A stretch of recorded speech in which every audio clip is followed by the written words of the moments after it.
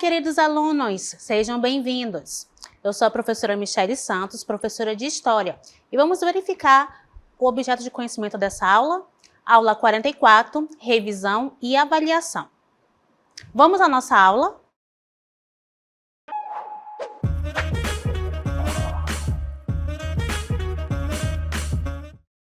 Olá, queridos! O tema da nossa aula hoje é Revolução Cubana. O que foi a Revolução Cubana? Como o próprio nome fala, aconteceu em Cuba, claro, né? E é um movimento revolucionário liderado por Fidel Castro, por Ernesto Che Guevara também. E o objetivo era derrubar o regime ditatorial de Fulgêncio Batista. Mas então, quem foi Fulgêncio Batista, professora? Bem, Fulgêncio Batista ele foi um dos governantes de Cuba. Ele governou na década de 40, em 1940 até 44. E quando ele saiu do poder, ele foi para os Estados Unidos. E ele retorna para Cuba justamente nas eleições de 1952, em que ele se candidata novamente a presidente, mas ele verifica que ele não tem ali vantagem para vencer as eleições. E, diante de uma derrota iminente, o que ele faz? Ele pega e articula um golpe de Estado, um golpe militar, e ele se coloca ali à frente, né, de um governo ditatorial. E qual vai ser esse contexto histórico? Vamos a ele. Em 1952, vamos observar o golpe de Estado, a tomada de poder por Fulgêncio Batista. O seu governo ele é marcado por ser um regime autoritário, ou seja, né, todas as regras, todas as leis, todas as decisões que eram tomadas, ele colocava de uma forma obrigatória para ser tomada, vamos dizer assim, seguidas por todos. O seu governo é marcado pela corrupção, repressão política e influência norte-americana.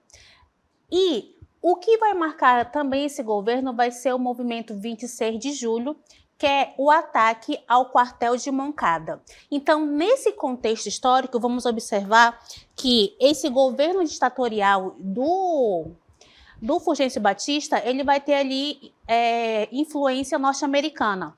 Então, nesse momento, os Estados Unidos ele vai apoiar Fulgêncio Batista para conseguir manter ali a sua influência política e militar nesse território que, para os Estados Unidos, é bastante estratégico.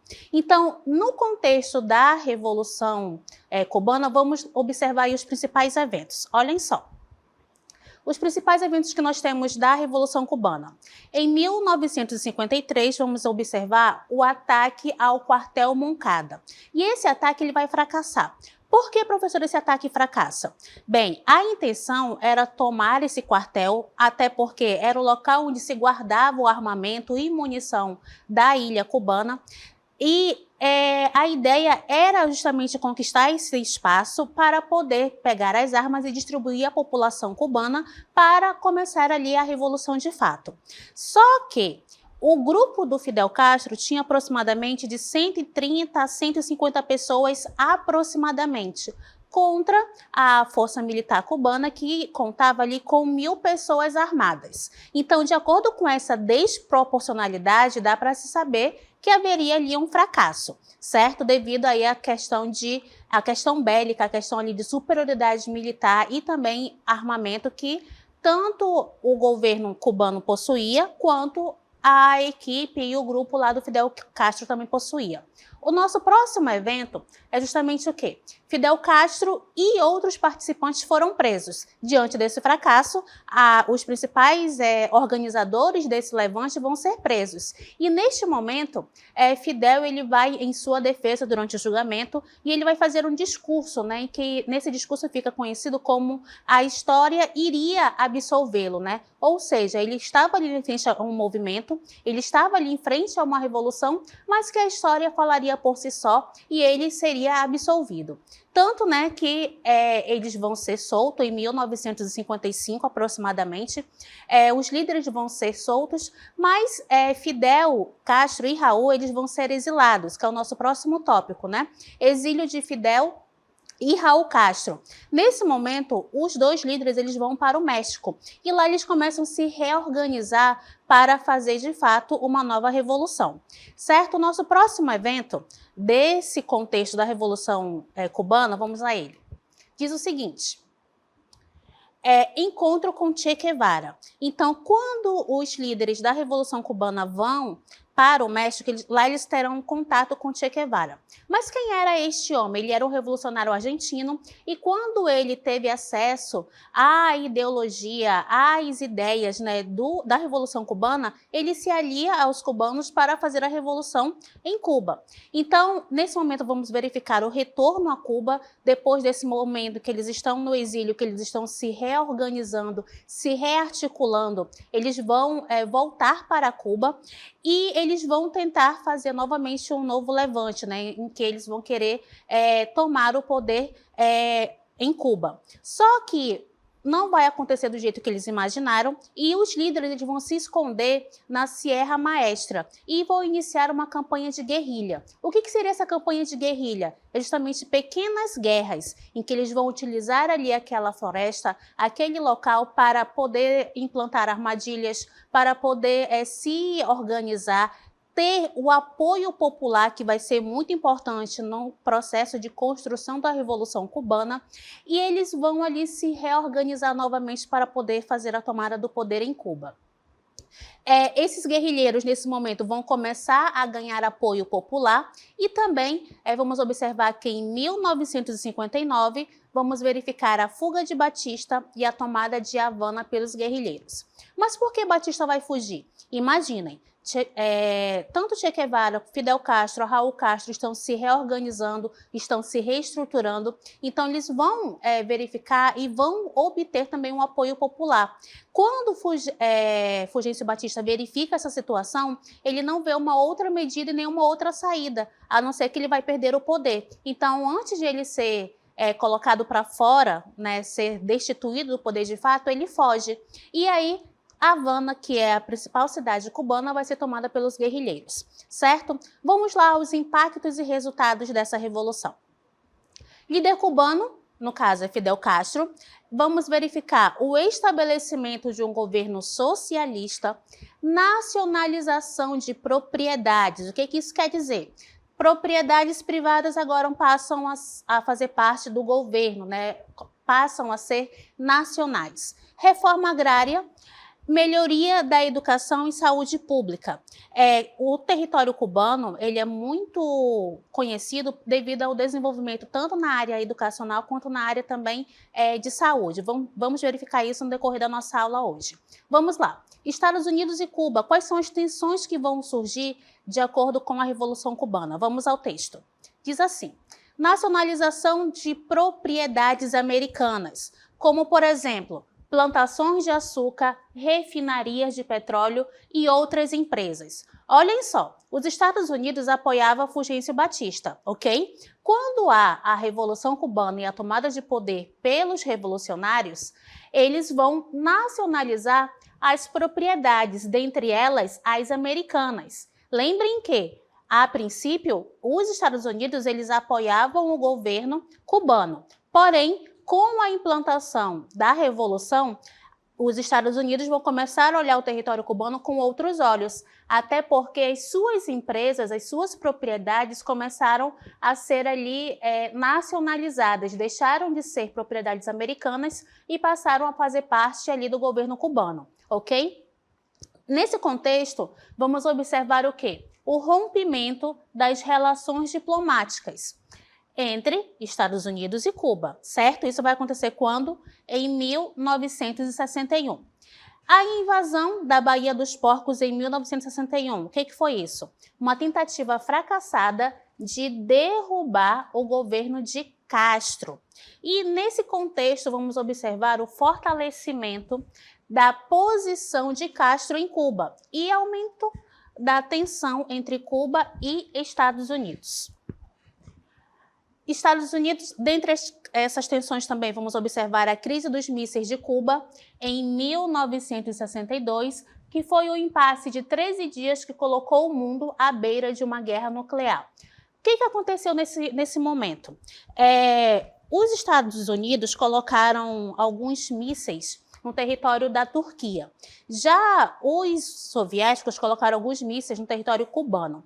Quando houve essa questão e essa percepção da presença de mísseis no território cubano, o governo norte-americano começou a ficar intrigado com aquela situação, até porque Cuba fica bem próximo ao território dos Estados Unidos. Então, o que eles pensaram? A qualquer momento nós podemos ser bombardeados. E isso deu início à crise dos mísseis de Cuba, né? E foram 13 dias de muita tensão mundial, porque já tinha passado ali a eclosão das bombas atômicas em Hiroshima e Nagasaki durante a Segunda Guerra Mundial. Então, já se sabia das proporções e dos prejuízos que poderiam ocorrer se fossem detonadas novas bombas atômicas. Então, todo esse contexto fez com que o mundo paralisasse.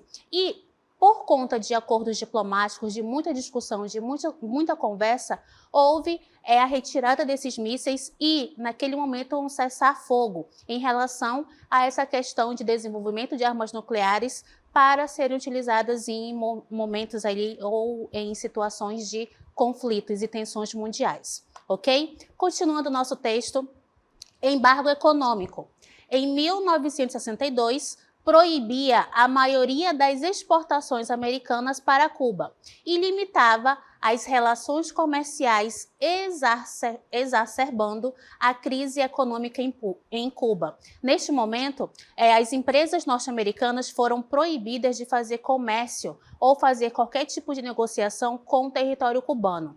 E naquela situação, o principal parceiro econômico de Cuba eram os Estados Unidos. Então, quando tem esse embargo econômico, a economia cubana ela acaba entrando ali numa certa recessão. E claro que os cubanos vão buscar outros investimentos, outros parceiros comerciais, e quem vai aparecer nessa situação vai ser justamente a União Soviética, ok? Vamos observar o que foi a Operação Mongoose. Vamos lá. Aconteceu entre 1961 e 1963. Operações secretas destinadas a desestabilizar o governo de Castro, incluindo tentativas de assassinato e sabotagem econômica.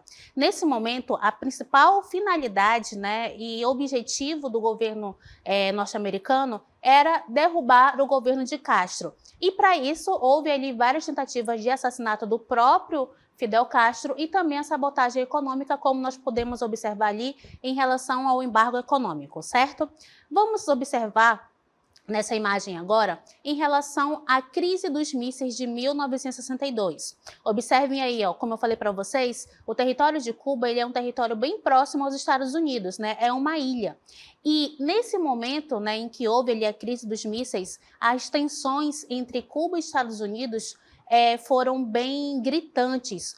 E lembrem sempre, estamos no contexto da Guerra Fria. De um lado, os Estados Unidos, do outro lado, a União Soviética. Então, eles estavam ali brigando pela liderança mundial e também para implantar suas ideologias em vários territórios pelo mundo. E em Cuba não foi diferente. Então, a princípio, Cuba, eles eram ali aliados aos Estados Unidos, mas com a Revolução Cubana houve essa quebra, vamos dizer assim, quebra de contrato entre Estados Unidos e o governo cubano. E por conta de várias sanções econômicas aplicadas pelos Estados Unidos e também por conta do território ter sido durante muito tempo explorado pelos norte-americanos, houve uma inclinação ideológica para a União Soviética, que vai ali se aliar ao governo cubano, certo? Então, vamos verificar vários eventos críticos que moldaram a política hemisférica global.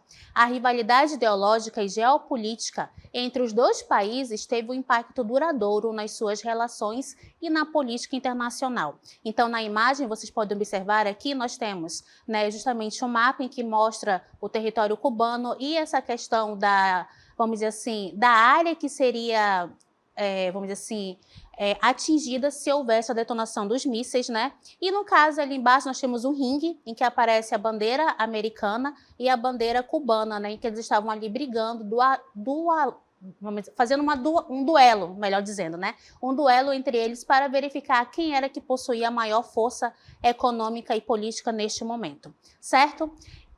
Vamos ao nosso texto que diz o seguinte: socialismo em Cuba até os dias atuais. Qual é o objetivo? Implementar políticas socialistas. Vamos observar uma nacionalização de propriedades privadas, reforma agrária, que consiste em redistribuição de terras, que vai, no caso, o objetivo era reduzir as desigualdades e aumentar a produção agrária. Além disso, vamos observar também o investimento governamental em educação e saúde, um plano econômico centralizado com metas de produção e distribuição de recursos de acordo com um plano econômico nacional, inspirado nos modelos soviéticos. Então, observem que nós temos aí uma inclinação totalmente voltada para um governo socialista, certo? E agora nós estamos aqui em frente a um museu que representa a Revolução Cubana, né? E esse museu ele é destinado aos acontecimentos da Revolução e vamos verificar os impactos sociais e econômicos. Então, dentre esses impactos sociais e econômicos, vamos observar a educação e a saúde. Lembram que eu falei para vocês há pouco, né, em relação ao desenvolvimento desses dois setores? Então, vamos observar que tanto a educação quanto a saúde vão obter altas taxas de investimentos e a taxa de alfabetização ela vai ser altíssima no território cubano. E a expectativa de vida é comparável a países desenvolvidos. Isso no contexto da Revolução Cubana, certo? Em relação à igualdade social, o que nós vamos observar? Que a Revolução e o socialismo reduziram significativamente a desigualdade de renda e vai promover a inclusão social, de acordo com essas características, certo? O próximo tópico vai falar sobre liberdades civis.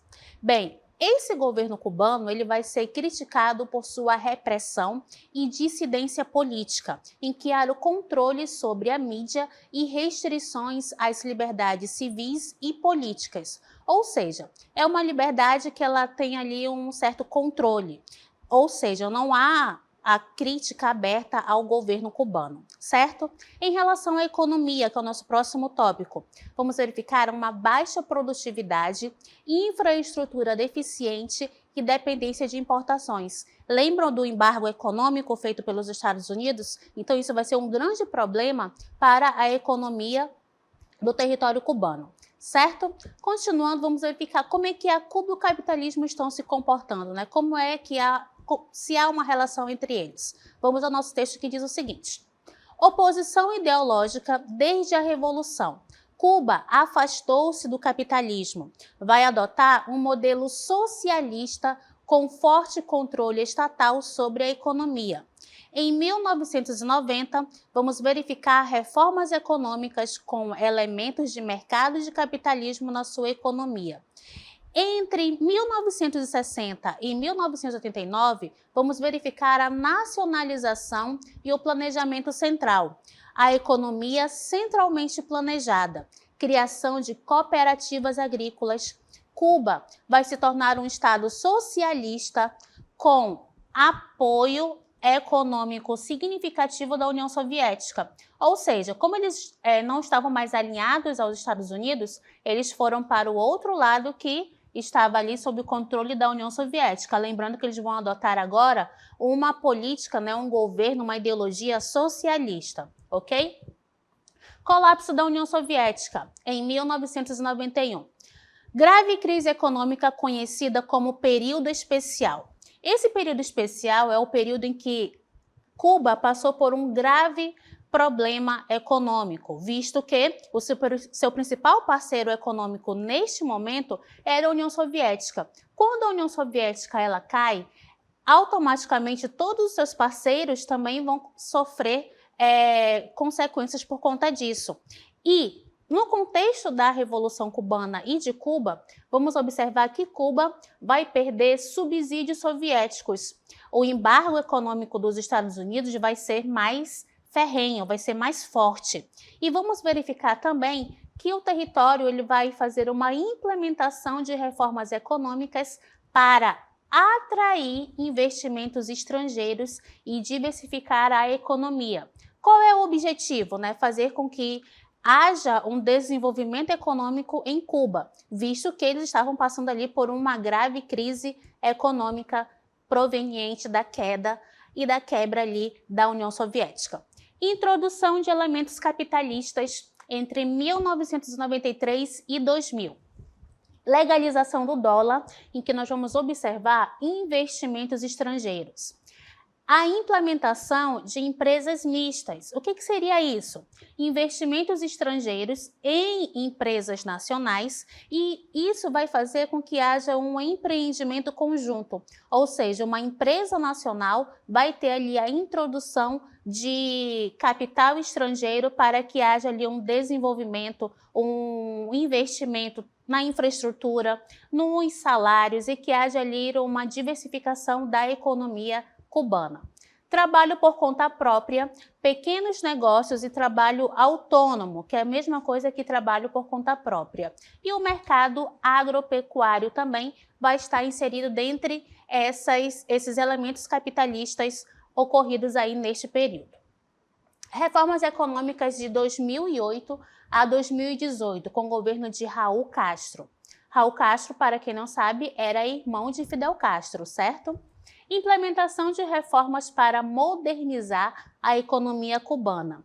Neste contexto, vamos observar também uma expansão do setor privado, incentivo à criação de pequenas e médias empresas privadas. Olha só, se vocês observarem, estamos observando aí uma reversão, né? O que antes era nacional começa a ter ali a introdução do capital estrangeiro e também vamos observar a abertura do setor privado, né, de empresas ali privadas. Para quê? Para que haja ali um desenvolvimento econômico da ilha cubana.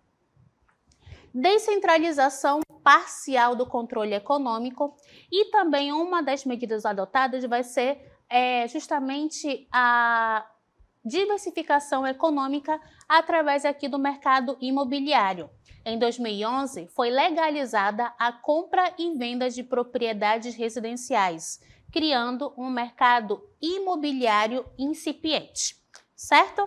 Continuando, e a situação atual e desafios. A economia cubana ainda é amplamente controlada pelo Estado. As reformas têm sido implementadas de forma cautelosa e gradual, enfrentando resistência interna e limitações estruturais.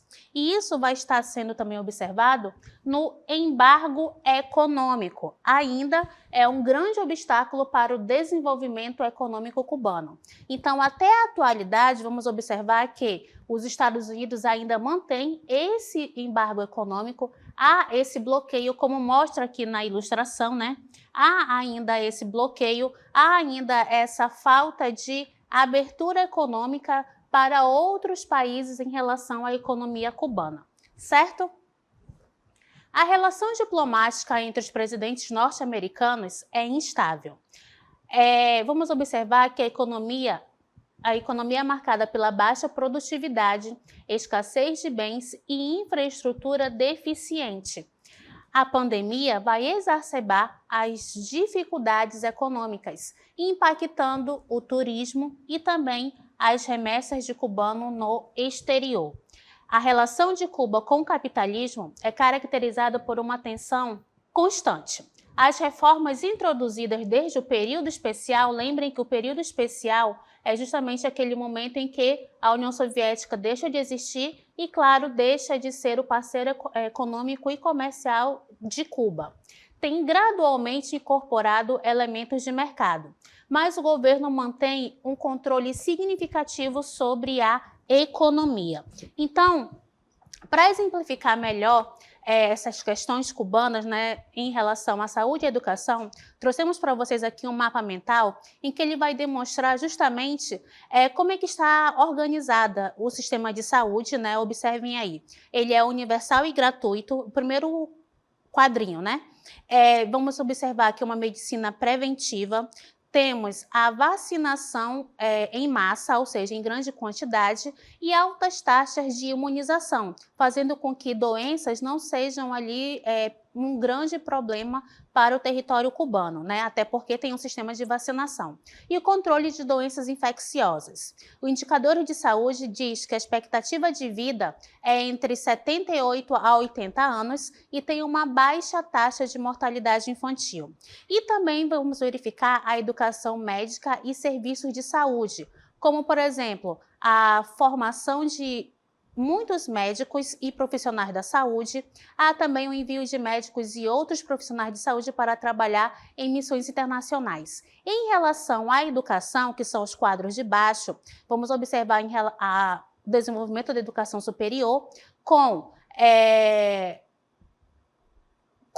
a questão de desenvolver ali, de ofertar a educação para pessoas, né, educação superior para muitas pessoas, e também facilidade de medicina e também de ciências. O currículo educacional, ele é rigoroso, com foco na ciência, na matemática e também em humanidades, e tem uma formação integral dos estudantes. E a educação, ela é gratuita e acessível, e também ela acaba ali atingindo cerca de 99% da população cubana. Ou seja, a taxa de alfabetização ela é altíssima.